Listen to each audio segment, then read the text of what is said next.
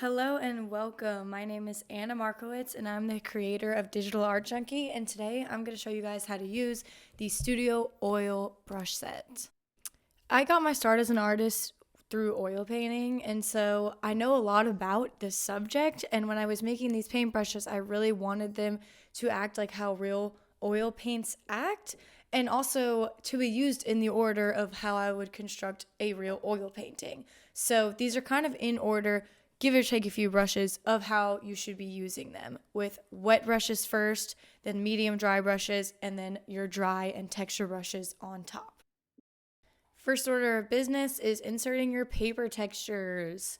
I prefer to do this at the very start, but you can do this at any point in your painting. Come over to your actions panel and tap insert a file. Then go to the folder with the 5 paper textures that come with the pack and tap 1. Now zoom in on that picture by pinching your fingers apart until it covers the entire canvas. Then you're going to come up to your layers panel, tap the N for the light settings, and choose which one works best for you. If you're in the middle of a piece, I like to rotate between linear burn, color burn, multiply, or overlay, and just see which one looks best with your canvas. But if you do choose multiply, just duplicate that layer and bring it to the bottom, like your color layers will be in the middle, so you got a little sandwich going on. But if you haven't started your painting yet, I just like to start with linear burn. Don't be afraid to make adjustments to the brightness or tint of your paper texture, and you can also mess around with the opacity. So let's get into it. The first brush we're going to take a look at is the Underpainting Brush. Just like when I'm really oil painting, I start with a really thin layer of paint to just block out some of the basic shadows and shapes. So this is a really wet brush, and it's going to push and pull paint all around the canvas. The harder you press down on it, the more pigment you're going to get onto the canvas, and the lighter you touch, the more paint thinner is going to be applied, so it's going to be more diluted. When I say push and pull, I mean that if you're working in the same layer, the brush is going to physically pull the paints together and make for really easy blending. I will say, even though I mainly use this brush to block out some of the early parts of my painting, it's a really great option for blending throughout. So sometimes I'll use it like in the middle of a painting instead of just at the beginning, just to get some easy blending.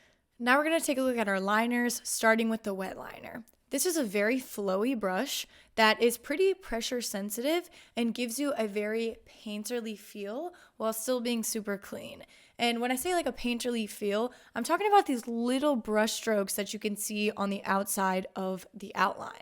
Things to keep in mind with this brush is that the harder you press down, the more pigment and the larger the brush will be. And as you lighten up pressure, the line will get a little thinner and the color will start to be a little bit more diluted, like you're adding a little bit of turpentine.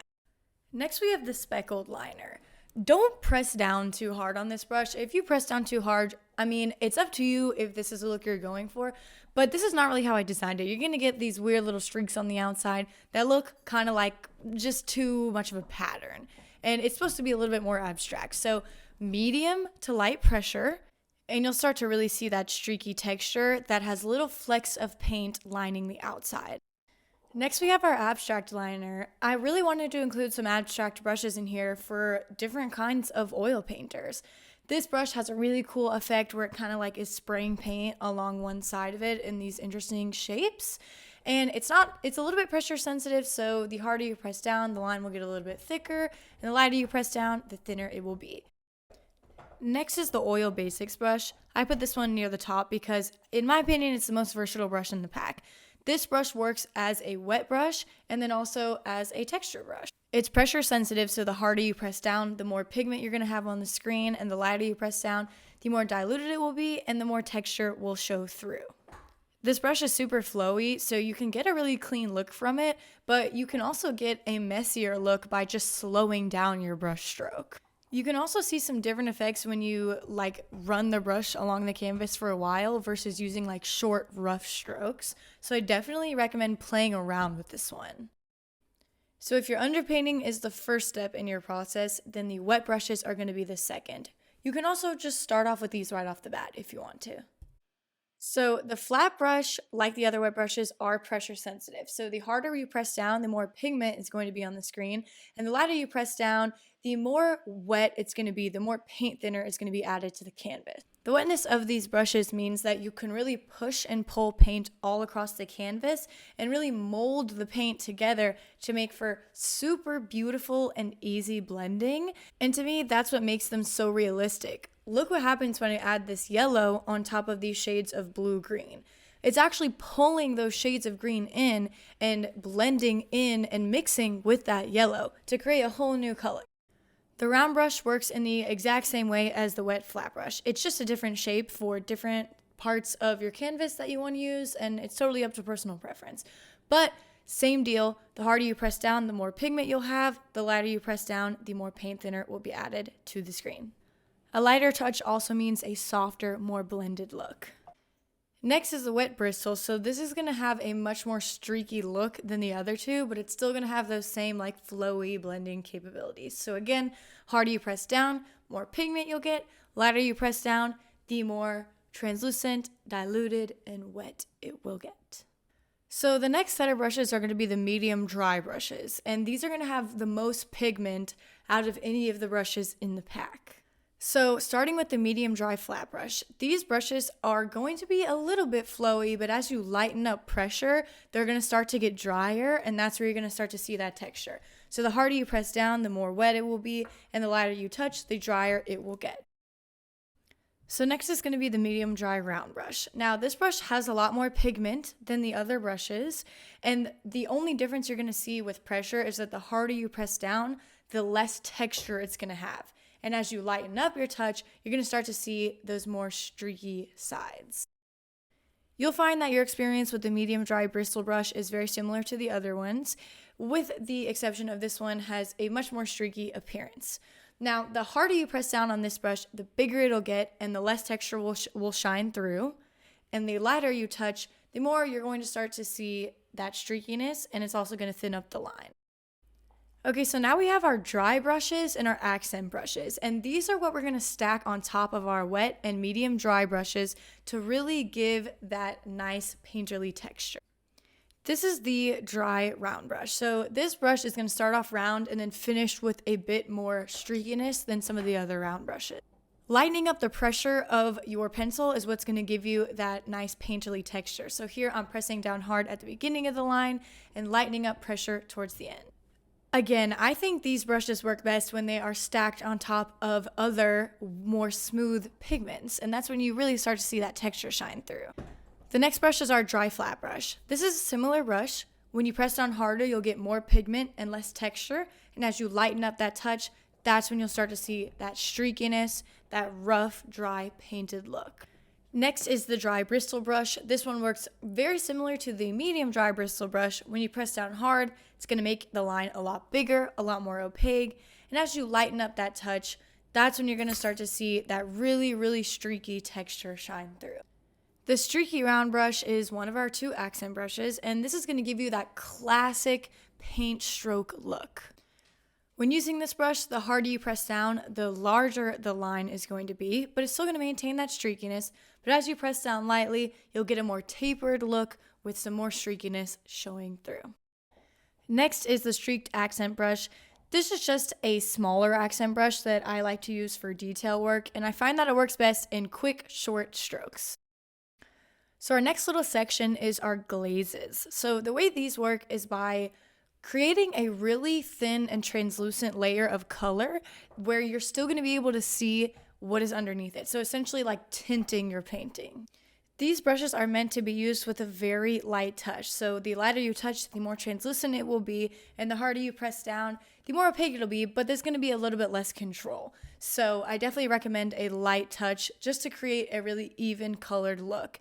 So the medium glaze is going to have a little bit more pigment and a little bit more opacity, but it's going to work essentially in the same way. So use a light touch. You can also layer these on top of each other to get more color and more pigment.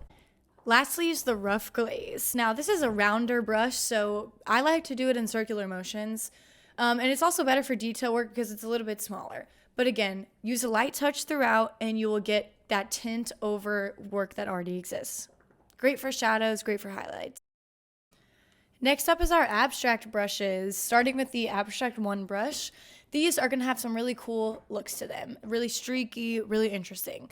So the harder you press down with these brushes, the more opaque they'll be and a little bit less pattern will show through. But as you press down lighter, the line will be thinner and it'll be a little bit more diluted in color. Now the Abstract 2 brush I'm obsessed with. It has like such interesting line work to it, and I think it can make for a really cool background, or it could serve a lot of purposes. But again, it's pressure sensitive. The harder you press down, the bigger the brush will be and the more opaque. A lighter touch will be a thinner line and a little bit more diluted in color. Now the Abstract 3 brush is like a bunch of little paint drops put together. The harder you press down, the bigger the line's going to be and the more opaque it will be. And as you lighten up pressure, that line will get a little thinner and also a little bit more diluted in color. I think this brush is really great for things where you really want a lot of texture. And this particular texture I think is well suited to things like grass or fur or rain, Our next category is the canvas texture brushes. Now, these are particularly useful if you are not using the paper textures that come with the pack. Starting with the Canvas Texture 1, you'll notice that the harder you press down, the less texture there is. Like I'm pressing down really hard here, no texture at all. But as I lighten up, at the end is where you start to see that canvas texture show through. So try to find like a medium light to light touch to get you that texture to shine through. Now, Canvas Texture 2 is different. With Canvas Texture 2, you can press down as hard as you want. You're still going to see the texture shine through. However, a lighter touch will make the lines more translucent. The Canvas Texture 3 brush is pretty translucent to begin with, and I just think it has a lovely texture and it's really, really buildable. Like the more you layer it on top of itself, the more pigmented and darker it will get. Here's a closer view of what that texture looks like. Now the Canvas Texture 4 brush can be used as a liner or as a texture brush, and it just has kind of like a painterly, really rough, messy look to it.